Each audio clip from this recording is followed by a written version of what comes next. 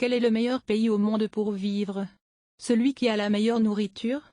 La plus longue espérance de vie? La meilleure météo? Ces 70 dernières années, les gouvernements se sont basés sur un seul chiffre pour répondre à cette question. Ce chiffre influence les élections, la bourse et les politiques gouvernementales. Mais il n'a jamais été prévu pour son usage actuel et certains diront que le monde est accro à la faire augmenter indéfiniment. Ce chiffre, c'est le produit intérieur brut, ou le PIB, inventé par l'économiste Simon Kuznets dans les années 1930, pour tenter d'évaluer la taille d'une économie en un seul chiffre facile à comprendre. Le PIB est la valeur monétaire totale de tout ce qu'un pays produit et vend sur le marché. À ce jour, le PIB par habitant, qui est le PIB total divisé par le nombre de personnes vivant dans ce pays, est largement vu comme une mesure du bien-être. Mais le PIB ne dit en fait rien du bien-être directement, car il ne prend pas en compte ce qu'un pays produit ou qui y a accès. 1 million de dollars d'armes contribue tout autant au PIB d'un pays qu'1 million de dollars de vaccins ou de nourriture.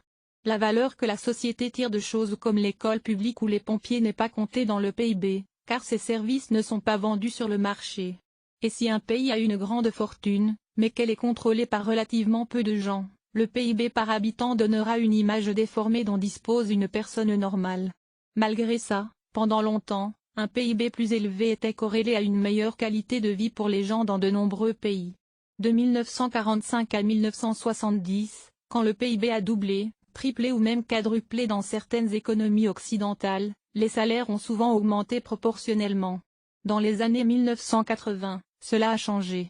Les pays ont continué de s'enrichir mais les salaires sont restés stables avec la hausse du PIB, ou, dans certains cas, ont même décliné, et la plupart des bénéfices sont allés à une très petite part de la population.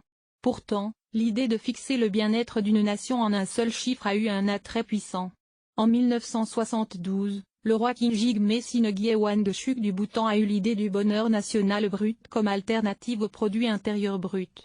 Le BNB est une mesure qui prend en compte les questions de santé, d'éducation, des communautés et des conditions de vie, en posant des questions comme à quel point votre famille est-elle heureuse en ce moment? Quel nom de plantes et animaux connaissez-vous autour de chez vous? Et comment était votre journée d'hier? L'index de développement humain des Nations Unies est une mesure plus utilisée qui prend en compte la santé et l'éducation mais aussi le revenu par habitant pour estimer le bien-être général. Une mesure appelée l'index de développement durable prend en compte le bien-être et les charges environnementales de la croissance économique, en réduisant le tout à un nombre unique. Bien qu'aucun pays n'ait été capable de satisfaire les besoins primaires de ses citoyens en utilisant des ressources pleinement durables, le Costa Rica s'en est rapproché le plus. Durant les dernières décennies, il a réussi à faire croître son économie et à améliorer les conditions de vie sans augmenter drastiquement ses émissions. D'autres pays, comme la Colombie ou la Jordanie, ont fait des progrès notables. Le Costa Rica a un meilleur bien-être, grâce à l'espérance de vie, plus grande que certains des pays les plus riches. Enfin, il y a des limites à toute approche qui réduit la qualité de vie dans un pays à un chiffre unique. De plus en plus, les experts privilégient un tableau de bord qui présente tous les facteurs qu'un chiffre unique cache. Cette approche est plus sensée puisque les gens ont différentes priorités, et que la réponse à quel pays propose la meilleure vie dépend de qui pose la question. Donc que feriez-vous si vous deviez créer une mesure du bien-être de votre pays? Que valoriseriez-vous et que mesureriez-vous?